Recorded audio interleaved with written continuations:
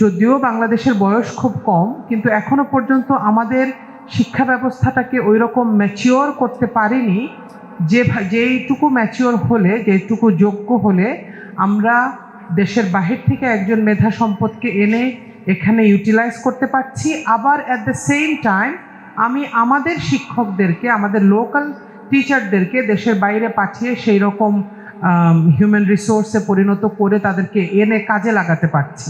এর কোনো দিক থেকেই আসলে এখনো পর্যন্ত আমরা সেরকমভাবে, টুকিটাকি কিছু কাজ হচ্ছে কিন্তু সেরকমভাবে হোলিস্টিক অ্যাপ্রোচে যেভাবে কাজ হওয়া উচিত সেটা হচ্ছে না। গতকালকে আমি আমার মেয়ের বয়স 14 বছর, আমি গতকালকে কথা বলছিলাম যে তুমি একটু খুঁজে বের করো, তাকে একটা কাজ দিচ্ছিলাম উইকেন্ডের, যে তোমার সাথে রিসেন্টলি আমরা যে মেয়েটাকে দেখেছি সারা পৃথিবীব্যাপী যে আলোচিত হয়েছে, সমালোচিতও হয়েছে বিভিন্ন কারণে, গ্রেটা টুনবার্গ, আমি বলছিলাম যে তুমি তোমার লাইফের সাথে ওর লাইফকে মিলাও। যেমন দুষ্টুমি করে আমি ওকে বলছিলাম যে তোমাকে তোমার টেবিল থেকে একটা পানির গ্লাস ডাইনিং টেবিলে নিয়ে রাখতে বলতে আমার অনেকবার বলতে হয়, আর সে পৃথিবীর এক মাথা থেকে আরেক মাথায় চলে গিয়েছে, কতগুলো মানুষকে লিড করে, কত বড় একটা কজকে, একটা উদ্যোগকে সামনে রেখে।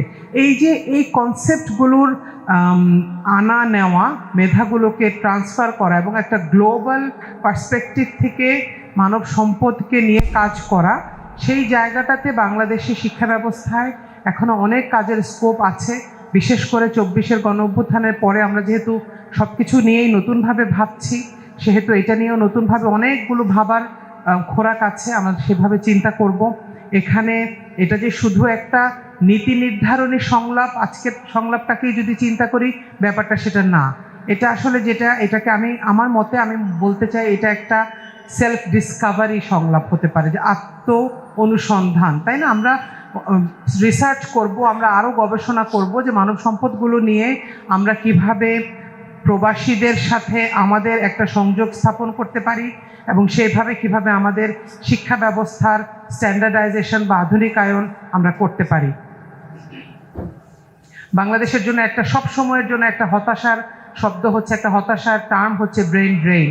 সবসময় আমাদের যেটা হয়, আমাদের যারা মেধাবী ছেলেপেলেরা আছে তারা বিদেশি ইউনিভার্সিটিগুলোতে পড়াশোনা করতে পছন্দ করে, তারা সেখানে পড়াশোনা করতে চলে যায়, এবং আনফর্চুনেটলি এদের একটা বড় সংখ্যক স্টুডেন্টদেরকে আমরা আর ফেরত পাই না। তারা যখন স্কলার হয়ে যায় তখন তারা হয়তো বিদেশি কোনো একটা প্রতিষ্ঠানে কাজ করছে, তারা আর দেশের জন্য বা দেশের কোনো প্রতিষ্ঠানের জন্য কাজ করতে খুব বেশি উৎসাহী হয় না। এটার ব্যতিক্রম আছে, কিন্তু জেনারেলি সাধারণভাবে এটাই হচ্ছে অরিজিনাল পিকচারটা। তো এইটাকে যদি আমরা চেঞ্জ করতে চাই, এটাকে যদি আমরা, এই সিচুয়েশনটাকে যদি আমরা ইমপ্রুভ করতে চাই, আমাদের বিদেশি যারা প্রবাসী যারা মেধাবী জনশক্তি আছে তাদেরকে যদি আমরা আমাদের শিক্ষা ব্যবস্থায় এবং গবেষণায় আনতে চাই, এই জায়গায় আমাদের জন্য কিছু রোল মডেল আছে। যেমন চায়না এই কাজটা খুব সুন্দরভাবে করছে। চায়নার একটা খুবই বিখ্যাত একটা প্রজেক্টের নাম হচ্ছে 1000 ট্যালেন্টস প্রোগ্রাম। ওখানে তারা যেটা করে, তারা বিদেশে থাকা বিজ্ঞানীদের সাথে একটা সংযোগ স্থাপন করে, এবং তাদের বিভিন্ন প্রজেক্ট হিসেবে তারা চাইনিজ বিভিন্ন লোকাল প্রজেক্টকে তারা তৈরি করে সে গবেষকদের জন্য রেডি করে দেয়।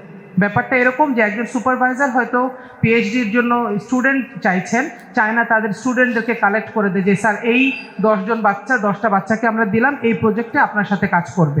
এতে করে যেটা হচ্ছে, চায়না একটা দেশ হিসেবে তারা তাদের লোকাল রিকোয়ারমেন্টসগুলোকে, লোকাল ফিল্ডগুলোকে একটু ফার্টাইল করতে পারছে, এবং অ্যাট দ্য সেম টাইম তারা একটা ফরেন এক্সপার্ট সাপোর্ট পাচ্ছে হায়ার এডুকেশনের জন্য। এগুলো আমাদের জন্য বড় একটা এক্সাম্পল হিসেবে কাজ করতে পারে। ভারতেও এই ধরনের বেশ কিছু সুন্দর এবং বিখ্যাত কিছু প্রজেক্ট আছে। এর মধ্যে একটা হচ্ছে ভাজরা, আরেকটা হচ্ছে জিয়ান ইনিশিয়েটিভ। এখানেও প্রবাসী ভারতীয় গবেষকরা বছরে কয়েক মাস করে ভারতে এসে থাকেন, তারা ওই রিসার্চগুলোকে সুপারভাইজ করেন, তারপরে আবার তারা তাদের কর্মক্ষেত্রে ফিরে যান। এইভাবে জয়েন্ট ভেঞ্চারে সারা বছর এই রিসার্চাররা কাজ করেন, এবং তাদের জন্য গ্রান্ট, তাদের জন্য যত রেসিডেন্স ফ্যাসিলিটিস সহ অন্যান্য যে সমস্ত ফ্যাসিলিটিস লাগে সেগুলো ভারত আয়োজন করে। জাপানেও আছে নলেজ ক্রিয়েশন প্রোগ্রাম। এখানে তারা যেটা করে, তারা বলে যে প্রবাসীরা শুধু আমাদের জন্য প্রবাসী না, ওনারা এদেরকে বলে নলেজ পার্টনার্স। তাদেরকে জ্ঞানের পার্টনার হিসেবে তারা অ্যাকনলেজ করেন, এবং সেইভাবে অনেক সফিস্টিকেটেড প্রোগ্রাম ফ্যাসিলিটিস তাদের জন্য প্রোভাইড করেন। তো এই ইনিশিয়েটিভগুলো নিয়ে যদি আমরা আরেকটু ডিটেইলে গবেষণা করি, আরেকটু ডিটেইলে এগুলো নিয়ে কাজ করি, তাহলে দেখা যাবে ইনশাআল্লাহ আমরাও আমাদের দেশেরও এখন আলহামদুলিল্লাহ প্রচুর ছেলেমেয়ে বাইরে গবেষণা করছে। প্রচুর ছেলেমেয়ে বাংলাদেশে থেকেও তারা গ্লোবালি গবেষণার মতন যোগ্যতা অর্জন করেছে। আমরা যদি এভাবে এই ধরনের মডেলগুলোকে কাজে লাগিয়ে বিদেশি গবেষকদেরকে বা প্রবাসী গবেষকদেরকে আমরা আমাদের বাংলাদেশের সত্যিকারভাবে শিক্ষা ব্যবস্থাকে, স্যার যে কথাগুলো বলছিলেন আমি খুব মনোযোগ দিয়ে শুনছিলাম, বাংলাদেশের প্রতিটা জায়গায় এখনও অনেক কাজ করার বিষয় আছে। যে স্যার একটা কথা খুব ইম্পর্টেন্ট বলেছেন যে বাংলাদেশের কারিকুলামটা এখনও গ্রেডেড না। একটা ক্লাস 2 এর বাচ্চা যখন ক্লাস 2 শেষ করছে, আমি যেহেতু নিজে সরাসরি শিক্ষার সাথে কাজ করছি, এডুকেশন ইনস্টিটিউশনে কাজ করছি, এটা আমার জন্য একটা অনেক বড় ফ্রাস্ট্রেশনের একটা বিষয় যে ক্লাস 2 এর একটা বাচ্চা যখন ক্লাস 2 শেষ করছে, সে এর পরে গিয়ে 3তে কোথায় গিয়ে শুরু করবে এটা বাচ্চা জানা তো দূরের কথা, টিচার নিজেও জানেন না যে আমার যে বাচ্চাটাকে আমি ক্লাস 3তে ম্যাথামেটিক্স পড়াচ্ছি তার এক্স্যাক্টলি 2 এর ম্যাথামেটিক্যাল নলেজটা কোথায় গিয়ে শেষ হয়েছিল, তার পরের জায়গাটাতে, পরের স্টেপটাতে আমি তাকে ধরছি কিনা। এই গ্রেডেশনের নলেজটা আমাদের দেশে শিক্ষকদেরই নাই। তো এই জন্য এই জায়গাতে বাংলাদেশের শিক্ষা ব্যবস্থাতে একেবারে রিয়েলিস্টিক এবং টেকসই এবং দ্বিপাক্ষিক যেই দেশের প্রবাসী গবেষকদের সাথে আমি কাজ করছি সেখানকার শিক্ষা ব্যবস্থাটা কীরকম এবং বিশ্বের অন্যান্য উন্নত দেশের শিক্ষা ব্যবস্থা কীরকম, এই ধরনের দ্বিপাক্ষিক গবেষণাগুলো আমাদের বেশি বেশি করে হওয়া দরকার। আমি একটা ফোরামের প্রস্তাব এরকমভাবে চিন্তা করেছি যে বাংলাদেশে যদি কখনো বাংলাদেশের প্রবাসী গবেষকদেরকে বা উন্নত বিশ্বের গবেষণাগুলোকে নিয়ে শিক্ষা ব্যবস্থা উন্নয়নের জন্য কাজ করে, সেটা এরকম একটা ফোরাম হতে পারে যে বাংলাদেশ গ্লোবাল রিসার্চ নেটওয়ার্ক, তারা একটা কেন্দ্রীয় একটা হাব করবে, একটা সেন্ট্রাল হাব থাকবে যেখানে প্রত্যেকটা সাবজেক্টের এই যাবৎ পৃথিবীতে কোন দেশে কোন ইউনিভার্সিটিতে কি কি গবেষণা হয়েছে সেই পেপারসগুলো, সেই ডেটাগুলো থাকবে এবং সেখানে বাংলাদেশি লোকাল গবেষকরা, ফরেন গবেষকরা সবাই যেখানে অ্যাক্সেস করতে পারবেন, একটা ডেটাবেস থাকবে এবং বিশ্ববিদ্যালয় ভিত্তিক একটা নড থাকতে পারে যেখানে বিশ্ববিদ্যালয় পাইলট প্রজেক্ট হিসেবে হয়তো প্রাথমিকভাবে আমরা 5টা বিশ্ববিদ্যালয়কে সিলেক্ট করেছি যারা এই কাজগুলো শিক্ষা গবেষণায় কাজ করবে। সেখানে কিছু অ্যাফিলিয়েটেড প্রফেসর থাকতে পারেন যারা বিদেশ থেকে আসবেন, হয়তো বছরে তারা 3 মাস তাদের সামার ভ্যাকেশন বা উইন্টার ভ্যাকেশন অথবা এই ধরনের কোনো ছুটিতে তারা এখানে কাজ করতে আসবেন। তাদেরকে আমরা ভিজিটিং ফেলো হিসেবে কাজে লাগাবো এবং তারা এই গবেষণাগুলোতে আমাদের দেশের স্টুডেন্টদেরকে, আমাদের দেশের এমার্জিং টিচারদেরকে অথবা গবেষকদেরকে সাপোর্ট করবেন। তারপরে আমাদের একটা প্রজেক্ট মডেল লাগবে কিভাবে কাজ করতে হবে।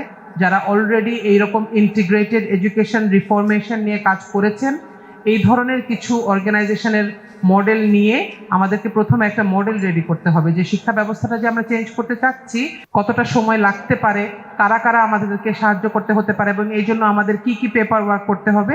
এইভাবে আমরা একটা প্রজেক্টের একটা মডেল, একটা পাইলট মডেল রেডি করতে পারি। আমাদের প্রণোদনা এবং স্বীকৃতি কাঠামো লাগবে, আচ্ছা, যেটাতে বিশ্বাস করি যে এডুকেশন শুড বি এক্সপেন্সিভ। মানে আমি বলছি এখানে যে একেবারে কিছু এডুকেশন তো থাকবে সবার জন্য উন্মুক্ত, কিন্তু হায়ার এডুকেশন এবং এই মানের গবেষণাগুলোর জন্য আমরা যাদেরকে কাজে লাগাবো, আমরা যাদেরকে দিয়ে কাজ করাবো, তাদের সম্মান, তাদের স্বীকৃতি, তাদের বিভিন্ন রকমের অনুদান এবং সম্মাননা, এই জিনিসগুলো সবার আগে ঠিক করা উচিত যাতে ওনারাও এই গবেষণাগুলো করতে ইন্সপায়ার্ড হন। এটাকে ডায়াসপোরা স্কলার অ্যাওয়ার্ড বলা যেতে পারে বা যে কোনো সুন্দর একটা প্ল্যাটফর্মে তাদের জন্য কিছু স্বীকৃতির ব্যবস্থা করা। তারপরে ভার্চুয়াল একটা নেটওয়ার্ক থাকা উচিত ইন্টারন্যাশনাল ইউনিভার্সিটিগুলোর। যেমন ফর এক্সাম্পল আমি কিছুদিন আগে আমি হায়ার এডুকেশনের জন্য একটু চিন্তা করছিলাম। বাংলাদেশের কয়েকজন ইউনিভার্সিটি, আমার নিজের ইউনিভার্সিটির আমার শিক্ষকদের সাথে থেকে শুরু করে আরও কয়েকজন শিক্ষকদের সাথে আলোচনা করেছি। আমার প্রত্যেকটা যাদের অ্যাডভাইস নিতে আমি গিয়েছি সবাই আমাকে ডিসকারেজ করেছে, আমাকে বলেছেন যে এই সাবজেক্টে তুমি বাংলাদেশে হায়ার এডুকেশন করতে পারবে না, তুমি সুপারভাইজারই পাবে না।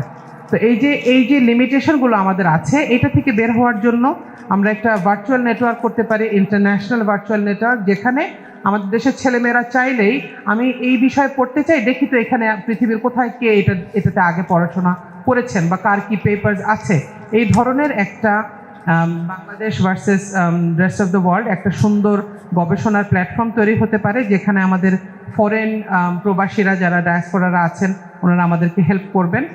এরপরে একটা পাইলট প্রকল্প করতে হবে, কয়েকটা ইউনিভার্সিটিকে নিয়ে করা উচিত, যাতে এটা সবার জন্য একটা প্রকাশনা এবং শিক্ষার্থী উন্নয়নের ব্যাপারে একটা মডেল তৈরি করা যায়, এটা বলেছি। এরপরে গবেষণা, বিভিন্ন গবেষণাকে এমনভাবে গবেষণাগুলোকে করাতে হবে যাতে সেই গবেষণাগুলো একসময় নলেজ উইদাউট বর্ডার এরকম একটা কনটেক্সট তৈরি করতে পারে আমাদের পরবর্তী জেনারেশনের জন্য, যাতে তারা উৎসাহিত হয়। তো এই আর কি মোটামুটি আমরা আসলে শিক্ষা ব্যবস্থা নিয়ে চিন্তা করা শুরু করলে বিভিন্ন কারণেই এবং বিভিন্নভাবেই আমাদের প্রবাসী যারা স্কলার আছেন তাদের সহযোগিতা আমাদের প্রয়োজন। আমরা অলরেডি এইগুলো নেওয়া শুরু হয়েছে। আমরা দেখেছি আমাদের গণ অভ্যুত্থানের পরে নতুন যে সরকার, অন্তর্বর্তীকালীন সরকারেও আমরা এরকম কয়েকজন বিদেশি ফরেন স্কলারকে পেয়েছি, যারা প্রফেসর মোহাম্মদ ইউনূসের ডাকে এসেছেন, দেশে কাজ করছেন, দেশে এবং আন্তর্জাতিক জায়গায় বাংলাদেশের অবস্থানটাকে আরেকটু সুদৃঢ় করার জন্য তারা কাজ করে যাচ্ছেন, পলিসি দিয়ে কাজ করছেন, মেধা দিচ্ছেন, শ্রম দিচ্ছেন, সময় দিচ্ছেন।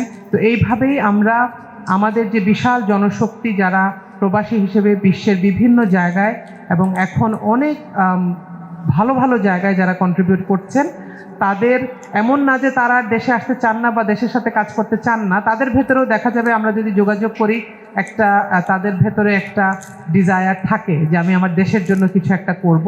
তো এই মানুষগুলোকে একত্র করে একটা প্ল্যাটফর্ম তৈরি করে আমরা আমাদের দেশের শিক্ষা ব্যবস্থা উন্নয়নের জন্য কাজ করতে পারি। আমি আমার কথা আজকের মতন এখানেই শেষ করছি, কিন্তু এটা ঠিক যে পলিসি প্লেনামকে আমি একটা ধন্যবাদ দিয়ে শেষ করতে চাই যে গতকালকে এই বিষয়টা নিয়ে পড়াশোনা শুরু করতে গিয়ে যেটা হয়েছে, আমার মাথায় আলাদা করে এটার চিন্তার একটা ফাইল খুলেছে, চিন্তাগুলো শুরু হয়েছে। হয়তো আলোচনা আমার এখন শেষ হয়ে যাবে, কিন্তু দেশের শিক্ষা ব্যবস্থা নিয়ে যেহেতু ভাবি, এই চিন্তাটা আমার মাথায় থাকবে এবং এটার জন্য আয়োজকদেরকে ধন্যবাদ। আসসালামু আলাইকুম।